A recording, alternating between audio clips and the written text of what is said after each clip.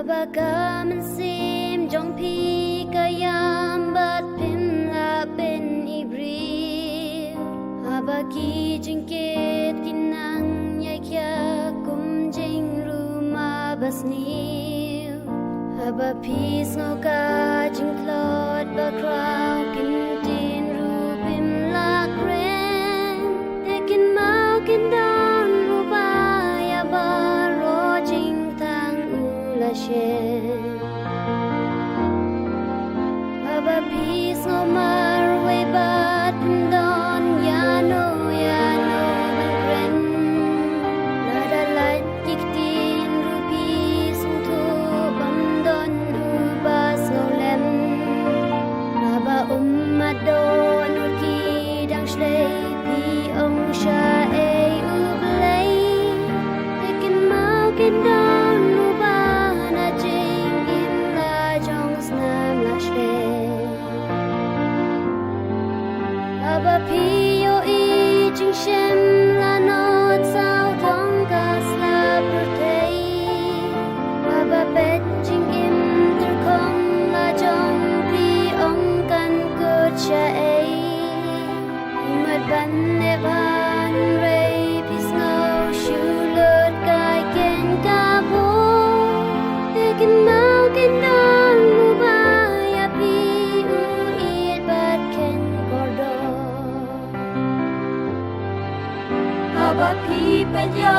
jing im la jong ban ker ku pim skodon Nada le ting e rupi o I tam jing dum bat jing dom Aki way bat ki kman ma bri jong uji supri o I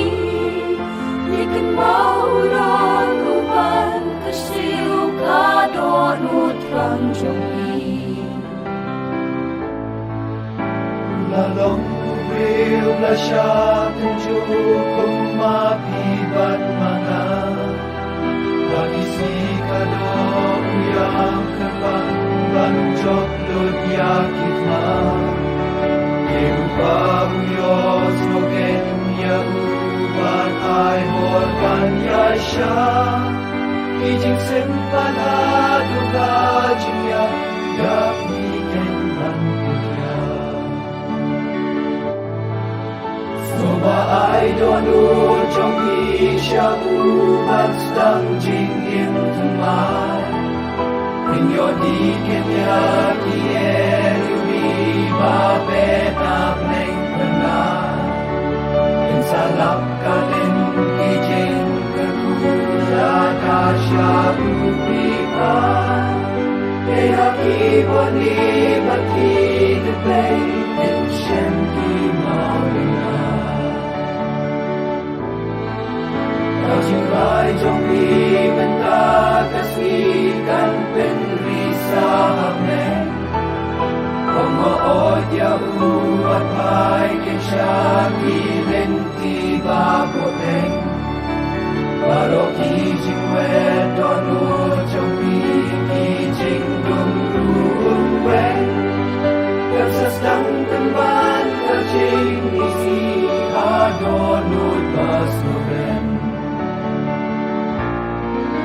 Ni ai mu an trai ba u kon sa rong au ya u an pai Ba kit lot kit chat la chen jong u sha ye u poi na chan